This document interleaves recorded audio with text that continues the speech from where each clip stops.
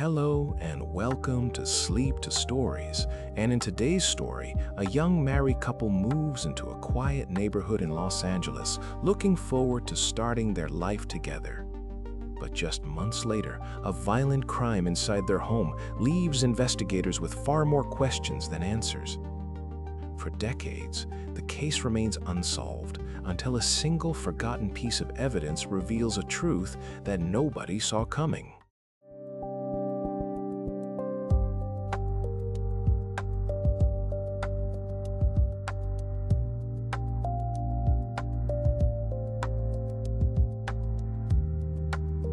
If you are the kind of person who likes drifting off to mysteries like this one, please consider subscribing to the channel, liking the video, and turning on notifications. It really helps us bring you more stories to fall asleep to every week. But for now, let us get back to it.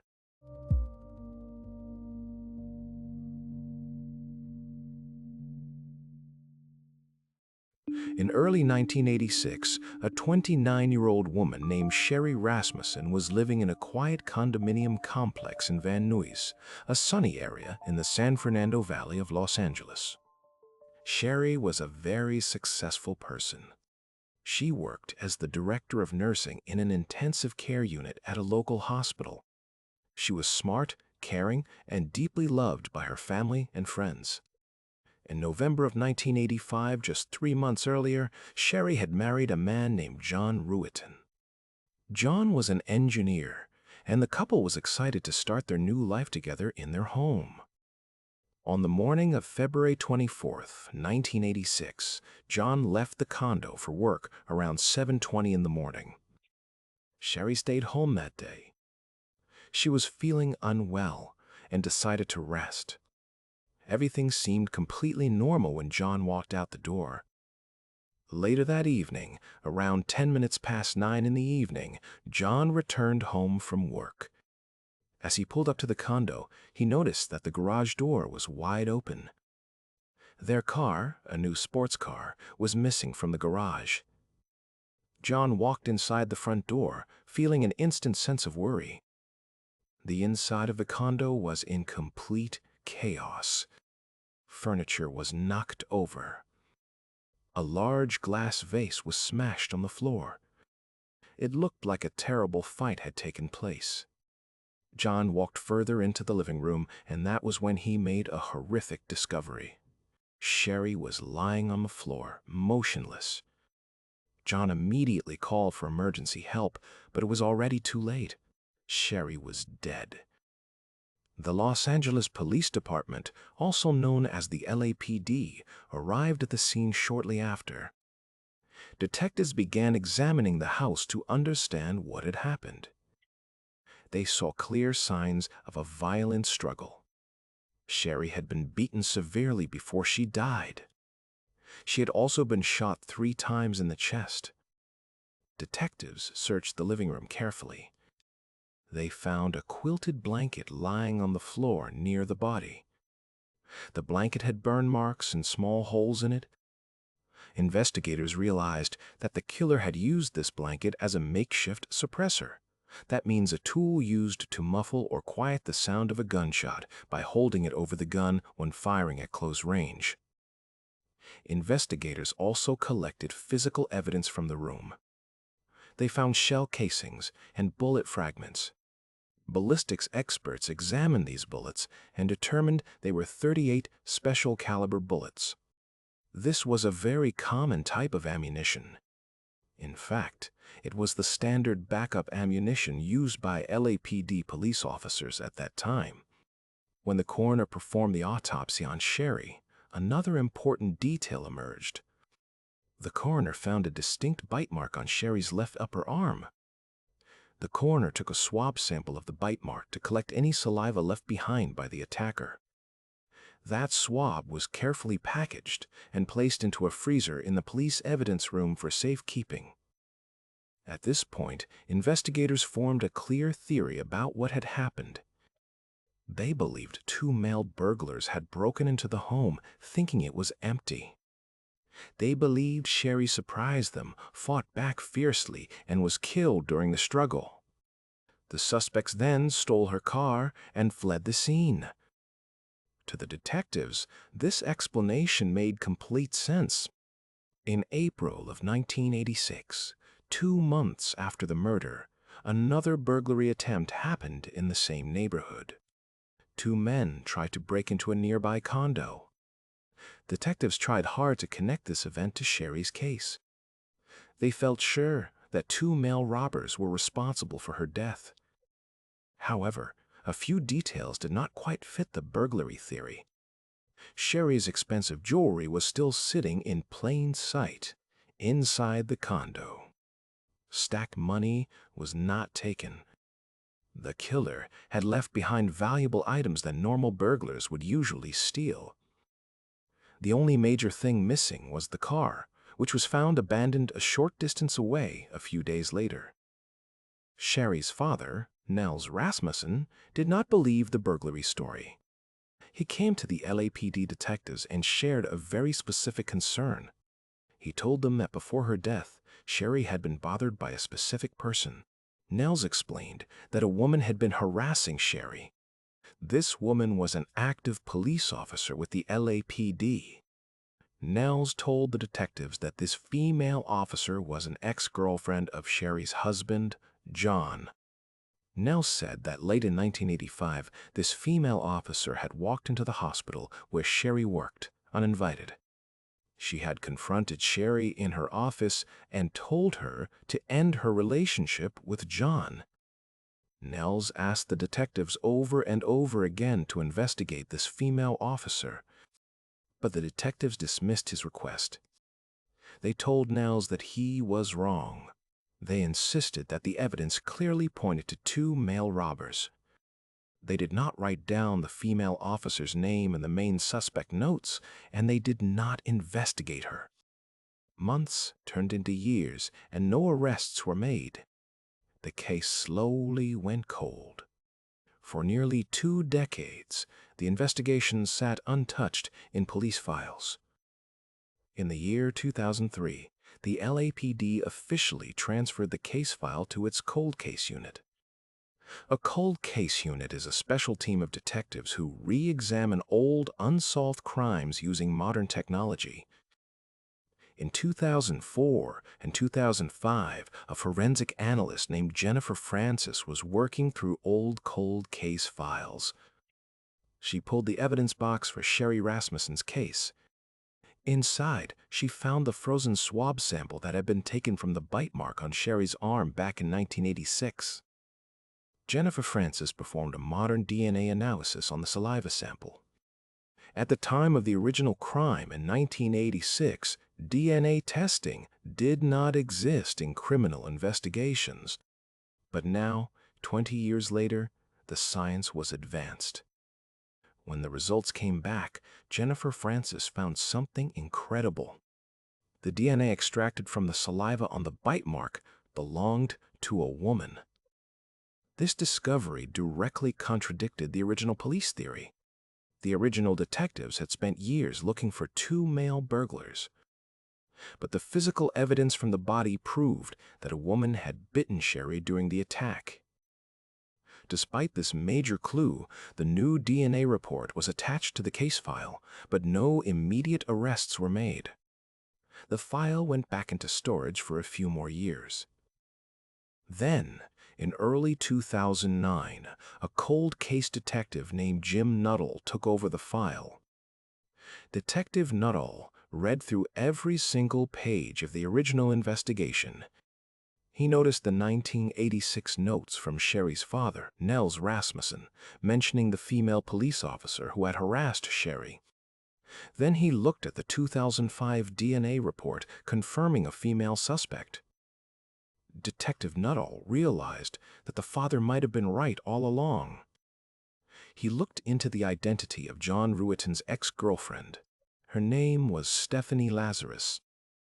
Detective Nuttall searched the LAPD personnel database to find out where Stephanie Lazarus was now. What he found shocked him. Stephanie Lazarus was still working for the LAPD. In fact, she had been promoted over the years and was now a respected detective working in the art theft unit. Her office was located inside Parker Center, the main headquarters of the LAPD in downtown Los Angeles. This created a very dangerous situation for investigators. Stephanie Lazarus was a trained detective. She worked in the exact same building as the cold case team. She walked past the evidence rooms every day. If she suspected that she was under investigation, she could easily destroy evidence or run away. The cold case team decided to keep the investigation completely secret. They did not inform other officers in the building. They assigned a special undercover team to watch Stephanie Lazarus during her off-duty hours. In the spring of 2009, undercover detectives followed Stephanie Lazarus as she ran errands around the city. They needed to get a sample of her DNA to compare it with the bite mark swab from 1986. But they had to get it without her knowing. One afternoon, while Stephanie Lazarus was off work, she went to a local beverage shop. She bought a drink, used a plastic straw, and then threw the cup and straw into a public trash can. The undercover detectives watched her walk away. As soon as the area was clear, they retrieved the discarded plastic straw from the trash and bagged it as evidence. They sent the plastic straw directly to the crime lab for urgent DNA testing. In May of 2009, the results came in. The DNA from the discarded straw matched the DNA from the bite mark swab with 100% accuracy. Now, the investigators had ironclad proof, but they still faced a major challenge. How do you arrest a sitting police detective inside her own headquarters building without causing a dangerous scene? On the morning of June 5, 2009, detectives Greg Stearns and Dan Jaramillo set a clever plan into motion. Stephanie Lazarus was sitting at her desk in the art theft department on the upper floors of Parker Center. Detectives Stearns and Jaramillo walked up to her desk in a casual, friendly manner. They told her that they had a suspect in custody in the basement holding cells related to an art theft case. They asked if she could come down to the basement interrogation rooms to help them conduct an interview. Stephanie Lazarus agreed without hesitation. Before entering the secure basement jail area, police rules required all officers to remove their weapons. Stephanie willingly unholstered her gun, locked it in a secure cabinet, and walked down to the interrogation room with the two detectives. They sat down in a small room equipped with hidden video cameras. At first, the conversation was light and friendly. They talked about police work and general topics. Then, Detective Stearns slowly changed the subject. He began asking her about her personal life back in the 1980s. He mentioned the name John Ruetten. Stephanie Lazarus's posture changed immediately. Her warm tone disappeared. She began giving short, vague answers. She claimed that she barely remembered John Ruetten and that they were just casual friends long ago. The detectives pressed further. They asked her if she had ever visited John's home in Van Nuys or if she had ever met his wife, Sherri. Stephanie Lazarus became visibly tense. She fidgeted with her hands and began looking around the room. She repeatedly said she could not recall details from 23 years ago. She stops cooperating and says, "If you guys think I am a suspect, then I have a problem with that." She then got up from her chair and walked out of the room. But as soon as she opened the door, waiting officers placed her in handcuffs. After 23 years, Stephanie Lazarus was under arrest for the murder of Sherri Rasmussen.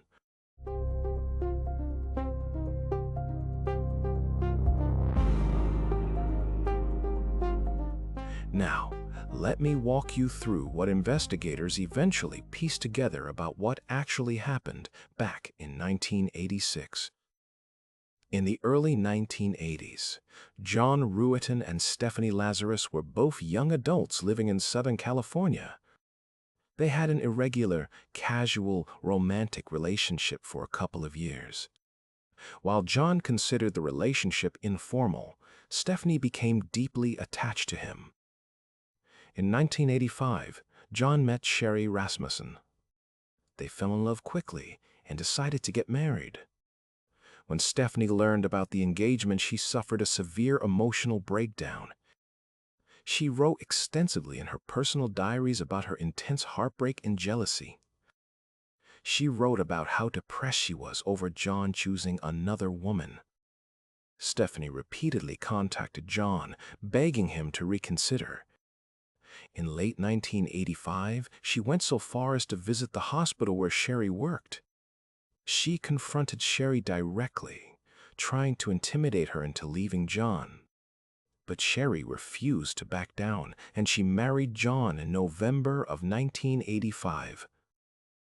On the morning of February 24, 1986, Stephanie Lazarus knew that John would be away at work. She drove to the couple's condo in Van Nuys, armed with her personal .38 special revolver. She entered the condo, and a violent confrontation began immediately. Sherri fought back with incredible strength to defend her life. During the intense physical struggle, furniture was overturned, and Stephanie bit Sherri on the arm. Stephanie eventually overpowered Sherri. She grabbed a quilted blanket from the house, held it over her gun to muffle the sound of the gunshots, and fired 3 times into Sherri's chest. After the murder, Stephanie carefully staged the scene to make it look like a random burglary. She turned over tables, smashed a vase, stole Sherri's car, and drove away. She later abandoned the car nearby and returned to her normal life as a police officer. Because the LAPD detectives in 1986 refused to investigate one of their own officers, Stephanie got away with the crime. She continued her career for over 2 decades, receiving promotions and praise while working in the very same department that was supposed to solve Sherri's murder. In February of 2012, Stephanie Lazarus went on trial in Los Angeles. The prosecution presented the diary entries, the hospital confrontation history, and above all, the undeniable DNA evidence matching the bite mark. In March of 2012, the jury found Stephanie Lazarus guilty of first-degree murder. She was sentenced to 27 years to life in prison. In 2023, during a parole board hearing, Stephanie Lazarus admitted to committing the murder for the very first time in her life. However, in late 2023 and 2024, the full parole board and the governor revoked her parole recommendation. She remains incarcerated in a California state prison today. It is a sobering reminder of how truth can remain hidden for decades, only to finally come to light through patient justice. That is it for today's story. Thank you so much for listening. If you enjoyed it, please check out the rest of the channel. There are more stories like this one, with plenty more on the way. And if there is a topic you would like me to cover next time, or any thoughts about tonight's story, please leave them in the comments below. This was Sleep to Stories. Good night and sleep well.